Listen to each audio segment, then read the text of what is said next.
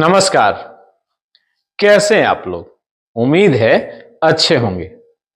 आज हम बात कर रहे हैं बिहार विधानसभा चुनाव 2025 के एग्जिट पोल्स की, अर्थात वोटिंग के बाद लोगों की राय के आधार पर बने अनुमान की कि किस गठबंधन की सरकार बन सकती है।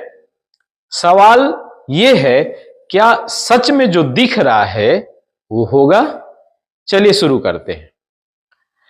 क्या कह रहे हैं एग्जिट पोल्स? पहले हम जानेंगे कि एग्जिट पोल्स में क्या क्या अनुमान सामने आए हैं।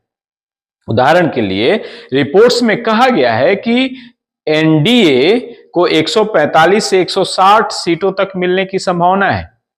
वहीं महागठबंधन को लगभग 73 से 91 तक ही मापा गया है।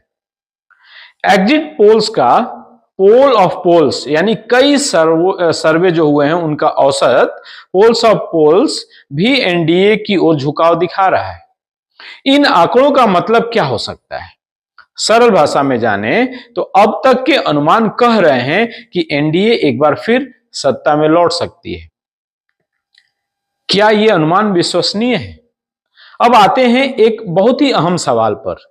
क्या इन एग्जिट पोल्स पर पूरी तरह भरोसा किया जा सकता है? याद कीजिए 2020 में भी कई बड़े बड़े सर्वे हुए थे, लेकिन अनुमान सही नहीं हुआ। इस बार भी सर्वे एजेंसियों ने अलग अलग आंकड़े दिए हैं और एग्जिट पोल्स एक अनुमान मात्र है। असली फैसला तो 14 नवंबर को ही आएगा।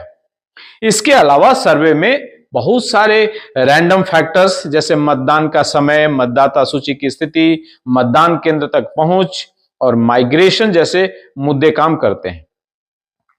क्या इस चुनाव में प्रमुख मुद्दे कौन से थे? चुनाव सिर्फ संख्या गणित नहीं है, मुद्दे भी मायने रखते हैं। मुद्दे बहुत मायने रखते हैं। इस बार बिहार में कुछ खास बातें चर्चा में रही और जनसुराज के आने से कुछ बातें तो काफी चर्चा में रही। युवाओं का पलायन, बिहार से युवाओं का अन्य राज्यों में जाना एक बहुत बड़ा सवाल रहा है और एनडीए के साथ साथ दूसरे विपक्षी दलों ने भी इस पर कई तरह की अपनी योजनाएं प्रस्तुत की। शराबबंदी, यह मुद्दा पिछले चुनावों से भी जुड़ा था, लेकिन इस बार इस पर बहुत ज्यादा चर्चा नहीं हो पाई। जाति सामुदायिक समीकरण और विकास एडमिनिस्ट्रेशन पर जो सवाल था, सर्वे में ये बातें दिखाई पड़ी कि जनता ने विकास मॉडल को भी देखा है और समीकरण को भी। इन मुद्दों ने वोटिंग की दिशा तय करने में निश्चित ही प्रमुख भूमिका निभाई होगी। तो भविष्य की रणनीति और आने वाले दिन क्या हो सकते हैं? तो अब क्या क्या देखने योग्य होगा? असली परिणाम, सबसे बड़ी बात तो असली परिणाम जो 14 नवंबर को आने वाला है। जैसा कि कहा गया है कि एग्जिट पोल्स एक अनुमान मात्र है, परिणाम आने पर स्थिति पूरी तरह स्पष्ट होगी। अगर एनडीए आगे बढ़ती है तो क्या नेतृत्व वही बना रहेगा, यानी कि वर्तमान मुख्यमंत्री ही मुख्यमंत्री बनेंगे या कोई और सर्वे में एनडीए की बढ़त के बावजूद यह सवाल बना हुआ है। विपक्ष की भूमिका, अगर महागठबंधन मजबूत नहीं दिखा तो उसकी चुनौतियां क्या होंगी और आगामी राजनीतिक रणनीति क्या होगी?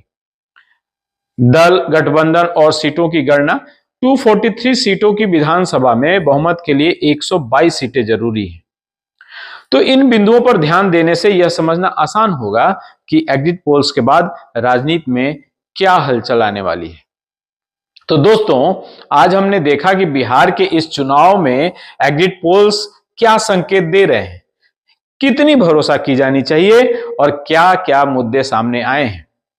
कृपया कमेंट करके बताएं कि आप इन आंकड़ों को कैसे देखते हैं। क्या आप मानते हैं कि एनडीए फिर सत्ता में आएगी या फिर कोई नया समीकरण बनेगा? तो धन्यवाद, मिलते हैं फिर एक नए वीडियो में। तब तक के लिए नमस्कार।